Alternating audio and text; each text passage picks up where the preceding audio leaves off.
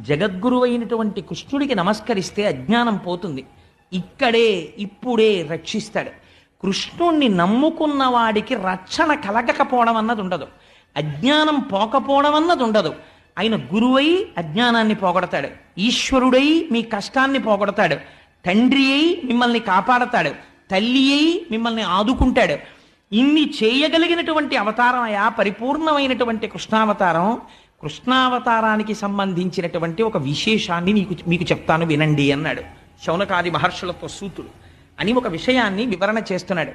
ఆయన అంటాడు, పూర్వకాలంలో కురుక్షేత్ర యుద్ధం అంతా అయిపోయిన తర్వాత ఆ కురుక్షేత్ర యుద్ధ భూమి యందు ఇంకా శిబిరములలో అందరూ పడుకుని నిద్రపోతున్నారు.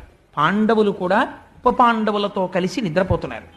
ద్రౌపదీదేవి నిద్రపోతోంది, కుంతీదేవి నిద్రపోతోంది. కౌరవులందరూ మరణించారు.